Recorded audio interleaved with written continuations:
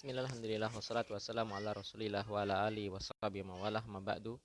Alhamdulillah, kita berjumpa kembali melanjutkan pembacaan kitab Subulus Salam, syarah dari kitab Bulughul Maram, kitab Thaharah, masih dalam pembahasan kitab Thaharah. Babul miyah, bab tentang air. Wa an Abi Hurairah radhiyallahu anhu qala Rasulullah sallallahu alaihi wasallam la yaktasil ahadukum fil ma'i daimi wa huwa junubun, akhrajahu Muslimun.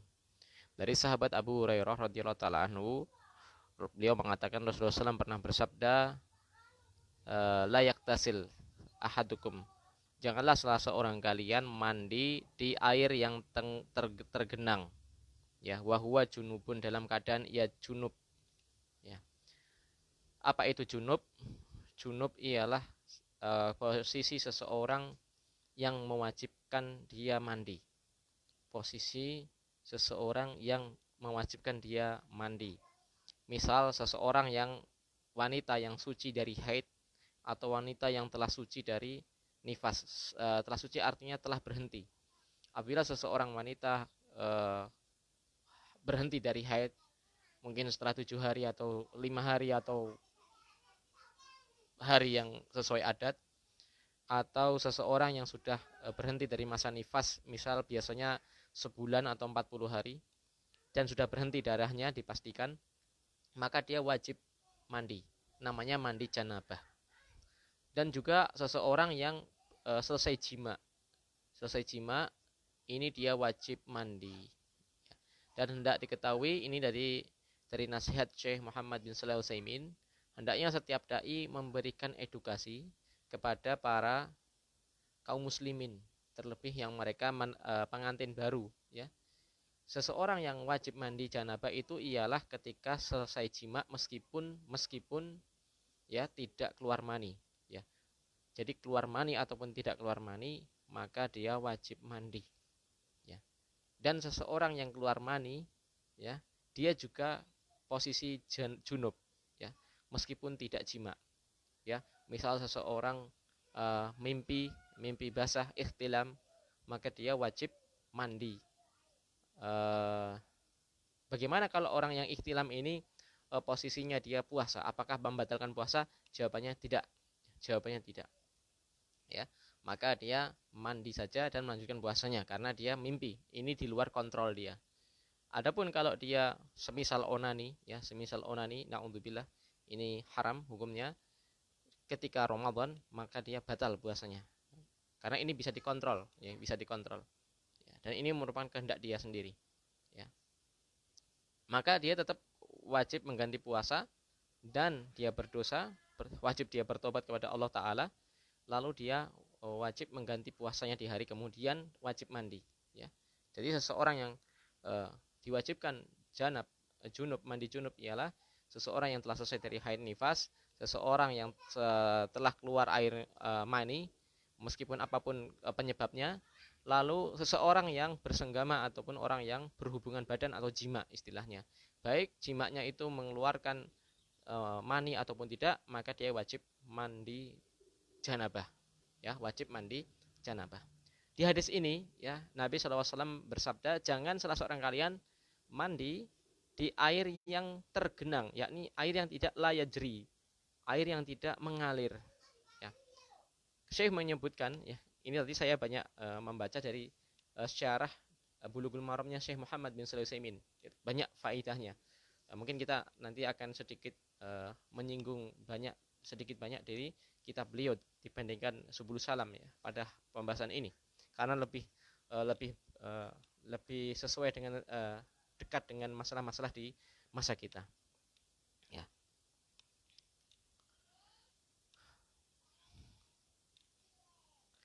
Kata beliau, ada sungai atau ada tempat genangan air, biasanya ada sungai itu yang mengalir dari sumber mata air sehingga dia bisa mengalir. Ada yang air hanya dia tidak ada aliran, ya, sehingga dia cuma memanfaatkan air hujan, sehingga dia tidak ada sumber mata air yang besar sehingga airnya tidak mengalir, maka dia al-ma'ud daim, air yang menggenang.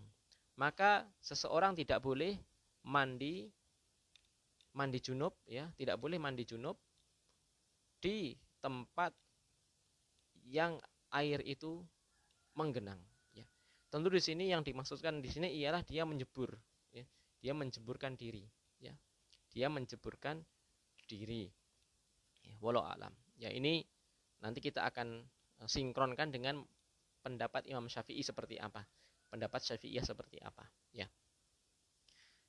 Dalam riwayat yang lain, dalam riwayat Bukhari, la yabulanna ahadukum fil ma'i daim alladzi la yajri fi alladzi la yajri summa yaktasil fihi. Ya. Jangan salah seorang kalian sekali-kali kencing, ya, di air yang menggenang, yang tidak mengalir. Kemudian ia mandi di dalam air tersebut. Ya, tentu ini syariat yang sangat indah dari syariat Islam. Ya. Lalu pertanyaan, bagaimana kalau seseorang berak, buang air besar? Apakah masuk hadis ini? Tentu masuk. Ya. Bahkan orang berak itu lebih parah daripada sekedar kencing. Ya. Kalau kencing saja tidak boleh, tentu berak tidak boleh. Ya, di air yang menggenang. Dari hadis ini pula, riwayat ini pula, ya, Syekh Muhammad Ibn Shalih Al-Utsaimin mendapatkan memberikan faidah bahwasanya syariat Islam ini menjaga kebersihan. Syariat Islam itu menjaga an-nadhafah, ya, menjunjung tinggi nilai kebersihan, wasihah, dan kesehatan. Lalu faidah yang kedua dari Syekh, agama syariat Islam, syariat kita ini menjaga keharmonisan hubungan di antara sesama manusia. Kenapa? Kalau seseorang kencing, seseorang berak di air yang tidak mengalir, ini sama saja dia membuang kotoran di tempat air. Bahkan kalau air tersebut digunakan untuk umum, ya, maka ini bisa mengganggu secara kesehatan, mengganggu secara perasaan orang lain, ya, mengganggu. Maka dalam pendapat madhab semisal madhab Syafi'i, ya, tentunya dalam kitab-kitab fikih mereka disebutkan, ya, seseorang dilarang buang air besar ataupun kecil di tempat air yang menggenang, tidak boleh, ya, tidak boleh di jalan tempat kaum muslimin atau orang umum lewat, tidak boleh di bawah pohon untuk berteduh manusia, ya. Bahkan ini syariat ini menjaga keharmonisan tidak hanya sesama manusia, bahkan manusia dengan sesama makhluk yang lain, misal hewan, misal jin. Seseorang tidak boleh kencing di lubang, karena lubang itu merupakan tempat sembunyinya para jin, ya. Dan jin ini makhluk gaib, kita tidak tahu. Akan tapi disebutkan beberapa riwayat mereka kencing atau mereka tinggal di lubang-lubang, ya. Bahkan kita tidak boleh, ya, istinja menggunakan tulang. Karena apa? Tulang ini merupakan makanannya jin. Tentu walau alam kita tidak tahu bagaimana cara kaifiyah mereka makan. Ini hal gaib dan tidak perlu kita berdalam-dalam dalam hal ini. Disebutkan oleh Syekh Utsaimin, mandi di sini tadi, larangan mandi di sini apakah mandi janabah saja atau umum? Mandi sekedar mandi, ya. Ya. Dalam riwayat wahwa junub, ya. Dalam keadaan ia junub. Ya. Namun dalam riwayat yang lain juga disebutkan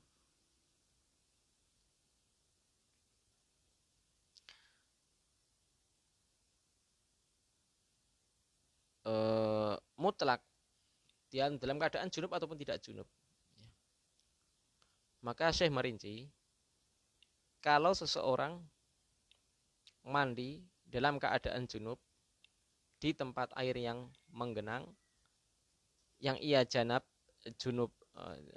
mandi janabah, maka kalau dia mandi di situ, hukumnya kata beliau haram, ya, kata beliau haram.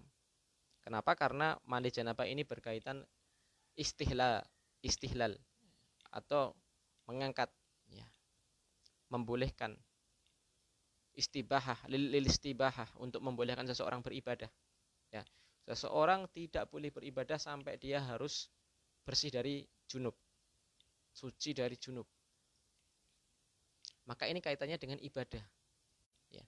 Apabila berkaitan dengan ibadah maka hukumnya haram, ya. Akan tapi bila dia sekedar mandi biasa, tidak ada janab, tidak ada junub, maka hukumnya makruh saja, ya. Dalam riwayat wali Muslim ada lafadz minhu, yakni dia mandi di dalamnya, tentu dia nyebur, ya. Kalau mandi minhu dia mengambil air darinya, ya. Dalam Muslim tentu nyebur ini lebih apa? Lebih parah, ya. Kalau nyebur lebih parah, ya.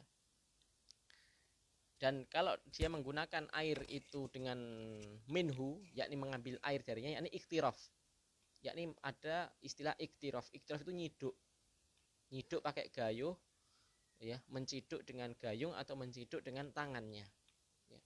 Dalam madhab Syafi'i, ya, seseorang yang ketika wudhu dalam satu ember, yang ember itu kurang dari 2 kulah. Kenapa? Karena hadis yang kemarin, apabila air itu sudah mencapai 2 kulah, dia tidak bisa ternajisi. Sampai apa? Dijelaskan sampai benar-benar ada perubahan sifat-sifat air. Maka ketika dia menciduk harus niatan untuk ikhtiraf, niat menciduk, bukan niat untuk membasuh. Kalau dia niatnya untuk membasuh, maka air yang dia wudu itu air mustakmal, maka tidak sah wudunya. Jadi ketika dia menciduk, kalau menggunakan tangan, kalau dengan menggunakan gayung ini lebih ringan. Kalau dia menggunakan dengan tangan, maka jangan sampai diniatkan tangan yang digunakan untuk menciduk ini diniatkan untuk dibasuh sekalian, jangan. Karena air yang diangkat ini menjadi mustakmal, ya. Ini agak ribet memang, ya. Berbeda dengan pendapat ulama yang lain, wudu ya wudu gitu aja, ya. Tapi dalam hal Syafi'iyah, air yang sudah digunakan untuk berwudu, tetesannya itu menjadi mustakmal. Tetesannya menjadi mustakmal kalau airnya kurang dari 2 kulah, ya.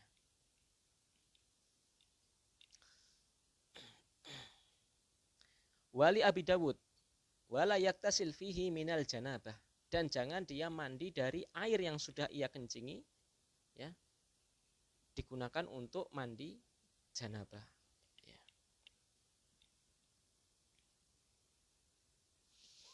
Kalau kita komparasi, kalau kita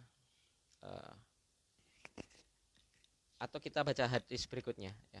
Wa an rajulin sahiban Nabi sallallahu alaihi wasallam qala naha Rasulullah sallallahu alaihi wasallam an naktasila al mar'atu bi fadli rajuli awir rajulu bi fadlil mar'ati wal yaktarifa jami'an.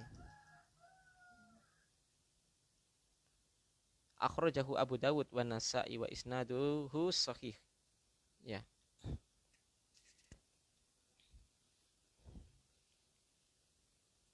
Dari salah seorang sahabat Nabi.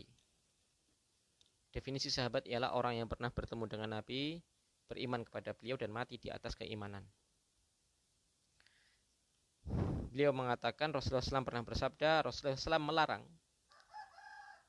melarang seorang atau dari perbuatan wanita yang mandi menggunakan bekas dari mandi suaminya. Ya. Artinya ini merupakan sesuatu yang disunahkan, ya. Seseorang suami istri itu mandi, ya, menggunakan air yang sama, nanti ada riwayatnya, ya. Akan tapi di sini ada lafadz larangan, ya. Nabi Rasulullah SAW melarang seorang wanita mandi menggunakan bekas air dari suaminya, ya. Atau seorang laki-laki menggunakan bekas dari istrinya, ya. Wal yaktarifa jami'an, ya.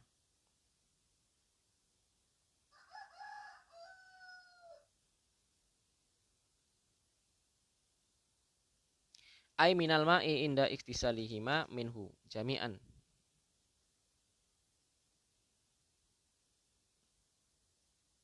Ya. Atau keduanya mengambil air dengan air yang sama yang sudah digunakan untuk mandi. Ya. Yaktarifa menciduk. Hadis Abu Dawud dan Nasai. Di sini di kitab saya ada tulisannya mansuh. Ya, ada tulisan mansuh, artinya ini pernah saya mengkaji, pendapat ini dimansuh. Hadis ini dimansuh. Ya. Walau alam, seandainya hadis ini tidak dimansuh, yang dimaksudkan di sini ialah apabila airnya kurang dari 2 kulah. Ya. Kalau seseorang punya bak mencapai 216 liter atau 2 kulah, ya. Kalau bahasa Jawa kolah, ya. Maka walaupun seorang itu mandi menggunakan sisa dari istri, atau suami menggunakan sisa istri menggunakan sisa suami, atau bahkan nyebur bareng-bareng, kalau airnya lebih dari 2 kulah maka tidak tercakup hadis ini. Ya. Ini cara mengkompromikan. Demikian seseorang yang mandi di air yang menggenang tadi, ya. Ya. Seandainya air yang menggenang tadi kurang dari 2 kulah, maka hukumnya haram mutlak, karena airnya menjadi air yang mustakmal. Ya. Air yang mustakmal yang sudah digunakan ini tidak boleh digunakan untuk bersuci lagi, tidak boleh digunakan untuk mandi junabah, ya, tidak bisa mengangkat, ya, tidak bisa mengangkat dari junubnya, hadas kecilnya pun tidak bisa. Ya. Jadi larangan seseorang kencing, larang seseorang mandi dalam keadaan junub dalam air yang menggenang itu apabila kurang dari 2 kulah hukumnya haram. Kalau lebih dari 2 kulah maka hukumnya makruh. Makruh. Ya. Walau alam bisawab. Andaikan seseorang itu kencing, ya, di kolam renang, ya, atau 100 orang kencing bareng-bareng di kolam renang. Kalau airnya tidak berubah, ya, tentu kolam renang airnya banyak, ya, jangan dibayangkan sedikit, airnya banyak. Kalau selama tidak berubah, maka air itu bisa untuk berwudu, bahkan untuk mandi janabah. Ya. Maka hadis-hadis yang di sini ialah masih ada keterkaitan dengan 2 kulah, riwayat yang lain, ya, riwayat yang sebelumnya kemarin kita baca. Kenapa kalau kita ini tidak ada perincian seperti ini, maka hadis ini akan bertentangan semuanya dan tidak bisa diamalkan. Ya. Kita baca riwayat berikutnya. Wa an ibni Abbas radhiyallahu anhuma anna Nabi sallallahu alaihi wasallam kana yaktasilu bi fadli Maimunata radhiyallahu anha, akhrajahu Muslimun. Dari Ibnu Abbas, ya. Ibnu Abbas ini anaknya Al-Abbas. Ya. Al-Abbas ini saudara kandung dari Abdullah dan Abu Thalib, artinya masih satu kakek dengan Nabi sallallahu alaihi wasallam. Ya. Kata Ibnu Abbas bahwa beliau menceritakan bahwasanya Nabi sallallahu alaihi wasallam karena ya pernah yaktasil mandi dengan sisa mandinya air Maimunah. Loh, Maimunah, Ibnu Abbas ini apa enggak saru menceritakan tentang Maimunah? Bukan, ini kan tentang mandi. Ya. Jawabannya tidak. Ya. Ya. Kenapa saru, ya? Tentu tidak. Karena Maimunah ini bibinya Ibnu Abbas sendiri. Ibnu Abbas ini, Maimunah ini bibinya Ibnu Abbas sendiri. Ya. Jadi Maimunah ini sebenarnya masih saudara, masih punya ikatan famili, karib kerabat dengan Nabi SAW sendiri. Dan ini merupakan sesuatu yang biasa di orang Arab. Ya. Mereka sering menikahkan anak-anak mereka dengan masih saudara sebenarnya. Ya. Selama dia tidak saudara kandung, maka tidak mengapa. Akan tapi dalam mazhab Syafi'iyah, menikahkan seseorang dengan saudara karib kerabat itu hukumnya makruh. Ya. Kemakruhannya disebabkan ada dua. Disebabkan dengan dua. Yang pertama ialah syahwatnya kurang. Ya. Kalau seseorang menikahi saudara ini syahwatnya kurang. Kenapa? wajahnya mirip ibunya, wajahnya mirip bapaknya, wajahnya mirip kakeknya, ini orang akan kurang bersyahwat, ya. Kurang besar rasa cintanya, ya. Karena dia seperti menganggap saudaranya, ya. Bukan sebagai suami atau istri, ya. Kemakruhan yang kedua, sebab kemakruhannya ialah apabila sampai seseorang itu cerai, apabila seseorang itu ada hubungan keretakan rumah tangga, maka ini bisa menghantarkan kepada putusnya silaturahim, putusnya silaturahim. Berbeda kalau seseorang, ya, nasallahu alaihi wasallam, cerai dengan suami, dengan istrinya yang dia tidak kerabat, maka ini lebih ringan, ya. Dia tidak berhubungan lagi karena memang orang lain dahulunya.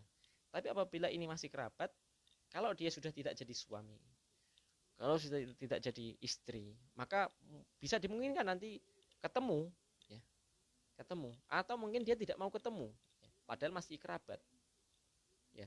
Pas Idul Fitri tidak halal bihalal, atau pas ada mungkin reuni dia tidak mau reuni. Kenapa? Karena ada mantan istri atau mantan suami. Ini artinya apa? Memutus silaturahim. Maka kenapa alasannya dimakruhkan, ya, dalam madhab Syafi'iyah seseorang menikahi yang masih ada kerabatnya, ya. Adapun Nabi SAW, ya, menikahi masih ada hubungan kerabat dalam rangka dakwah. Karena di zaman Nabi orang yang memeluk Islam masih sedikit. Artinya Nabi ingin mengajak berdakwah, memasukkan manusia ke dalam agama Islam dengan cara menikahi para wanita. Ya, menikahi para wanita. Tadi disebutkan ada pertanyaan dari Syekh Muhammad bin Shalih Al-Utsaimin dalam kitabnya Syarah Bulughul Maram ini, ya. Apakah Nabi itu menikah lebih dari satu istri sekedar untuk taladzud, untuk berlezat-lezat, ataupun untuk mencari kesenangan, ataukah ada tujuan mulia yang lebih dari itu? Maka kata Syekh Ibnu Utsaimin, jawabannya yang kedua. Nabi menikahi lebih dari satu istri bukan karena untuk taladzud semata. Bahkan tujuan yang inti ialah dalam rangka menyebarkan Islam dan rangka untuk dakwah. Alasan yang pertama, kata beliau, satu-satunya istri Nabi yang masih dinikahi ketika masih gadis, ya, hanya satu. Kebanyakannya janda. Artinya beliau menikahi para janda ada dua kemungkinan. Ada kemungkinan karena ingin mendakwahkan kepada keluarga si janda tersebut, atau ingin menolong janda tersebut.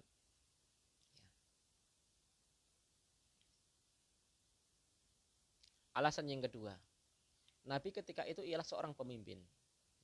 Bahkan apabila ketika Fathul Makkah, artinya seorang pemimpin, seandainya dia memilih dari para wanita-wanita yang masih gadis, sangat mungkin bisa. Apalagi beliau seorang Rasul, orang yang paling mulia nasabnya, orang yang paling mulia punya darah Nabi. Artinya, ya, tidak mungkin ada wanita yang menolak beliau, ya, meskipun dia seorang gadis sekalipun. Meskipun dijadikan istri yang kedua, 3, 4, 5, 6, 7, 9 sampai yang tidak terhingga mungkin, ya. Seandainya beliau mau, beliau tentu akan memilih wanita-wanita yang masih gadis. Namun demikian, ya, jangan disalahartikan, artinya kalau menikah itu harus dengan janda, bukan seperti itu. Akan tetapi ini berkaitan dengan kemaslahatan, ya, tujuan yang mulia, ya. Saya tidak ingin berdalam-dalam dalam masalah ini. Tentu seseorang yang menikah lebih dari satu itu ada syarat-syaratnya. Apakah dia mampu? Mampu di sini tidak sekedar mampu jima, ya. Akan tapi lebih penting ialah apakah dia mampu untuk menafkahi. Apakah dia mampu untuk menafkahi? Ataukah hanya dia nanti akan mendolimi istri yang pertama dan anak-anaknya, ya. Maka bagi Anda, ya, kaum muslimin, yang Anda seorang yang diberikan takdir oleh Allah rizkinya banyak, maka silahkan menikah lagi, ya, selama dimusyawarahkan, jangan delik-delik, ya, jangan delik-delik, ya. Bicarakan yang baik-baik. Kalau Anda seorang yang mampu, kaya, ya, tapi ini juga tidak wajib, juga tidak sunnah, hukumnya hanya mubah, ya, hukumnya hanya mubah. Yang saya pegangi pendapat dari para ulama yang memubahkan, tidak sampai tahap sunnah, ya. Silahkan kalau Anda seorang yang kaya. Tapi kalau Anda seorang yang miskin, seorang yang kurang, jangan menambah, ya. Karena mempertahankan istri yang pertama itu sesuatu yang tentu lebih masuk akal, lebih nalar, ya, daripada Anda mengganti istri. Tentu ini eh, dipikirkan sangat matang-matang ya. Jangan sampai kita mendolimi, jangan sampai kita mendolimi istri kita ya. Terlebih seorang istri yang pertama kita nikahi itu ialah seorang yang paling mengerti kita, bahkan membersamai kita dari awal dan semoga hingga akhir nanti ya. Artinya masa-masa pahit itu sesuatu yang mereka para istri itu ialah istri yang pertama itu istri yang paling sudah membersamai seseorang dari masa terpuruknya, dari masa jayanya ya. Maka ini nasihat juga bagi orang-orang yang merasa sudah kaya dan ingin menambah lagi, maka wajib dia bermusyawarah ya. Tidak boleh semaunya sendiri, meskipun secara hukum fikih tidak perlu izin, akan tetapi secara hukum sosial, secara akhlak adab harus dipertimbangkan ya. Kembali kepada Nabi menikah lebih dari satu istri, salah satu diantaranya ialah agar ilmu berkembang. Agar ilmu berkembang. Bagaimana Ibnu Abbas bisa bermalam di rumah istri Nabi? Karena Ibnu Abbas keponakan dari Maimunah. Artinya dia kalau bermalam di rumahnya Maimunah, artinya dia bisa melihat Maimunah meskipun tanpa jilbab. Karena bibiknya sendiri bisa lebih intens untuk bercakap-cakap dengan Maimunah karena bibiknya sendiri. Bisa bertanya tentang perihal-perihal berkaitan dengan hukum-hukum fikih, berkaitan dengan hukum toharoh, misalnya hukum mandi junub seperti ini. Seandainya Nabi istrinya cuma satu, ini akan sulit. Yang bisa jadi sumber informasi mungkin cuma dari keluarganya Aisyah. Seandainya istrinya cuma Aisyah saja atau Khadijah saja. Ya. Bagaimana juga Ibnu Umar ya. Ibnu Umar banyak mendapati hadis-hadis ya tentang Nabi kencingnya, Nabi seperti apa ya. Cara Nabi kencing ya, di kamar mandi seperti apa ya. Karena apa? Abdullah bin Umar ini merupakan saudara kandung dari Hafsah ya. Yang Hafsah ini juga istri Nabi ya. Jadi agar mudah untuk mendapatkan informasi, lebih tersebar dakwah Islam ketika Nabi menikahi lebih dari satu istri. Ini disinggung ya. Ini saya sampaikan karena disinggung dalam syarah hadis ini ya. Kembali kepada pembahasan hadis. Ya, adalah Nabi SAW mandi dengan sisa air Maimunah. Tentu sisa di sini ialah karena airnya lebih dari 2 kullah ya. Baik ini digunakan untuk berendam atau tidak. Bahkan nanti ada beberapa riwayat yang Nabi itu ya mandi dengan istri dalam keadaan sama-sama junub dalam satu bejana. Dalam satu bejana. Kenapa ini bisa? Bukankah bertentangan dengan riwayat-riwayat sebelumnya? Jawabannya tidak. Selama airnya ini jumlahnya banyak. Ya. Air banyak, saya ulangi berulang-ulang, ialah lebih dari 2 kulah, 2 kulah lebih. Ya. 216 liter. Maka ini juga petunjuk Nabi, termasuk bentuk romantisnya Nabi dalam kehidupan beliau. Nabi tidak malu untuk mandi bareng istri ya. Mungkin sebagian kita malu ya, apalagi orang Indonesia tidak terbiasa ya. Tapi ini sebenarnya merupakan contoh ya. Oh, kalau ditanya Nabi masih muda, tidak. Nabi ketika menikahi istri-istri beliau kebanyakannya ialah Nabi sudah berumur 40 lebih. Nabi sudah berumur karena Nabi tidak nikah lebih dari satu istri ketika Khadijah masih hidup ya. Baru Nabi itu menikah lebih dari satu istri ketika Khadijah sudah wafat. Ini merupakan juga keutamaan dari ibunda Khadijah radhiyallahu anha.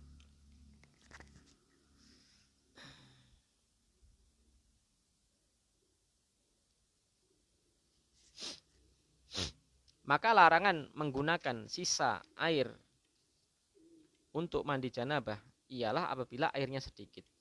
Selama airnya banyak tidak berubah sifatnya maka boleh.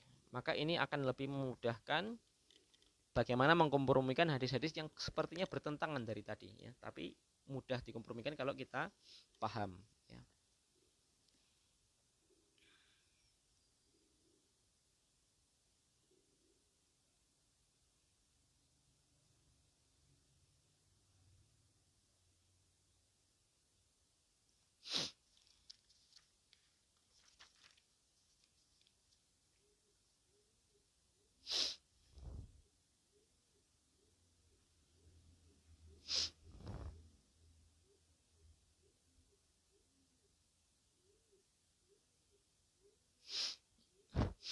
Ada riwayat la yabulana ahadukum fil ma'i daim summa yatawaddau minhu. Jangan salah seorang itu kencing di air yang menggenang kemudian dia wudu dari air tersebut. Karena apa? Ternajisi. Tentu ini apabila airnya kurang dari 2 kulah.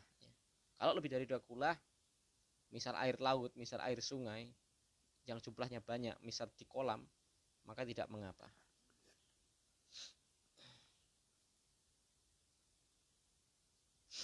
Dalam riwayat Baihaqi disebutkan au yasrobu, tidak boleh seorang minum dari air tadi, ya karena airnya sudah kotor, tentu akan memudaratkan.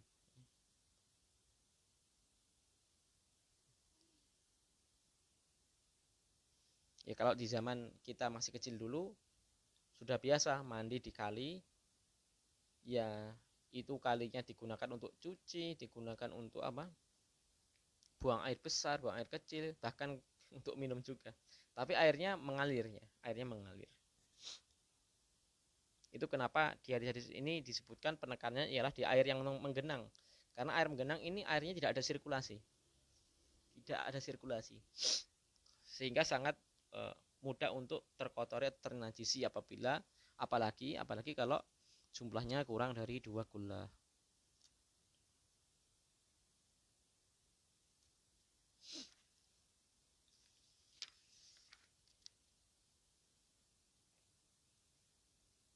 Semoga apa yang kita baca ini tadi bisa terpahamkan ya. Sebenarnya kalau kita mau membaca semua sarahnya sangat panjang sarahnya, bisa berjam-jam ya. Tapi kalau terlalu panjang kadang malah bingung nanti. Penting kita bisa baca poin-poinnya. Kita baca hadis berikutnya tentang kaitannya dengan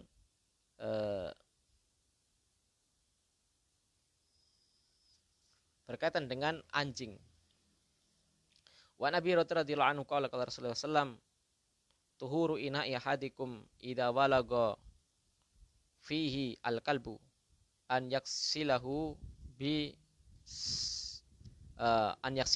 sab'as marratin awwalahunna biturabi akhrajahu muslimun fi lafzi lahu fal yuriqhu wa Tirmidzi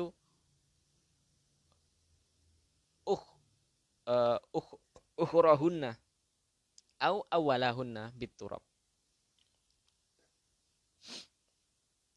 Jadi sahabat Abu Hurairah radhiyallahu anhu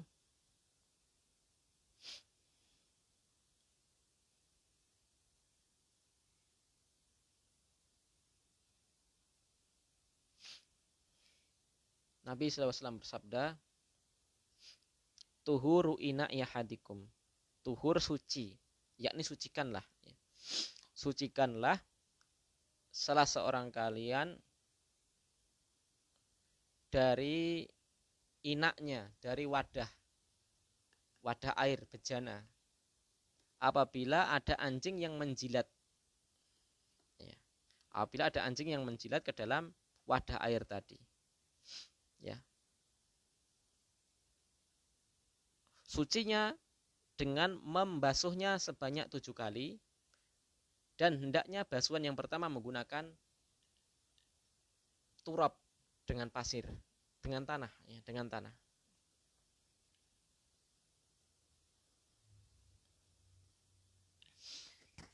Beberapa pendapat di hadis ini awalahunna, tanahnya yang pertama kali, ya, tanahnya yang pertama kali.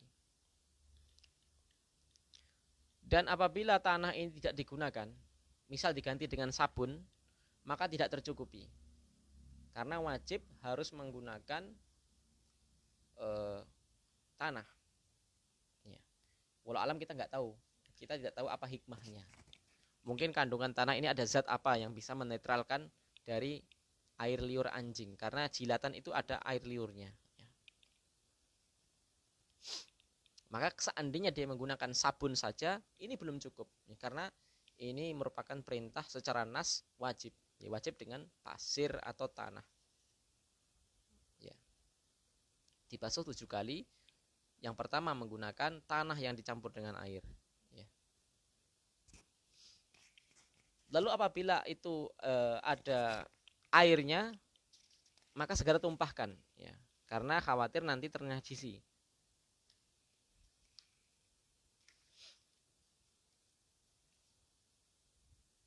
Maka ada tambahan faidah, ini pendapat jumhur mayoritas ulama, bahwasanya anjing ini merupakan hewan najis seluruhnya, tidak hanya air liurnya, tapi seluruh tubuhnya ini najis. Meskipun ada beberapa pendapat yang mengatakan yang najis hanya air liurnya.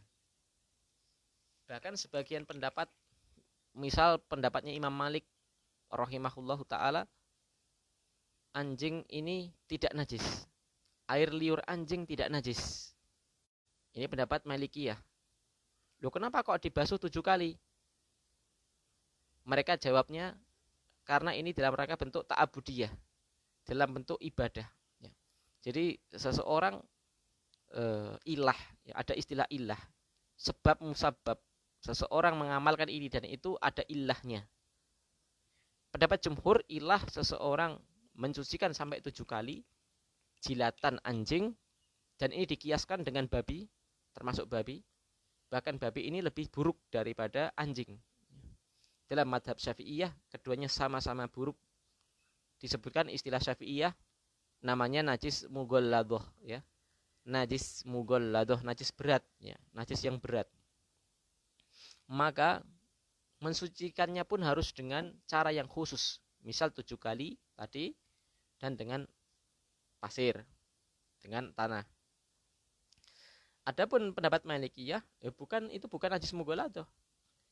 Itu disebutkan karena ada perintah saja. Ilahnya ta'abudiyah, ya. Ilahnya ta'abudi. Jadi dalam istilah ilmu fikih nanti ada istilah ilah ta'abudi. Dan kata Imam Malik atau Malikiyah, membasuh 7 kalinya jilatan anjing itu karena ta'abudi, ya. Misal ditanya seseorang, kenapa salat subuh 2 rakaat, isya 4 rakaat, kenapa salat menghadap kiblat? Jawabannya ta'abudi, ya. Jawabannya ta'abudi. Tidak perlu kita ilahnya ini itu, enggak perlu. Ilahnya ialah ta'abudi, ya, dalam rangka ibadah, ya. Tapi walau alam, yang kami pegangi ialah anjing itu najis mughalladah. Sama saja anjing ini anjing peliharaan yang dibolehkan atau anjing yang diharamkan untuk dipelihara. Sama-sama najis mughalladah. Najis yang dibolehkan ialah, atau anjing yang dibolehkan untuk dipelihara ialah anjing yang digunakan untuk berburu. Anjing yang digunakan untuk mengawasi hewan ternak, ini boleh, ya. Tapi hukumnya sama, dia masih najis, ya. Dan seseorang, ya, hendaknya hati-hati, hendaknya seseorang tidak perlu memelihara anjing, ya. Seorang muslim, ya, tidak boleh memelihara anjing. Adapun pembolehannya dengan syarat-syarat yang ketat, tapi yang mendingan dihindari, ya. Akan susah kita nanti. Demikian yang bisa kita baca. Wallahu ta'ala a'lam bishawab. Semoga hadis-hadis tadi dimengerti, semoga menambah keilmuan kita dan iman kita dengan cara mengamalkannya. Subhanakallahumma bihamdika asyhadu an la ilaha illa anta astaghfiruka wa atubu ilaik. Wassalamu ala Muhammadin wa ala alihi wasallam.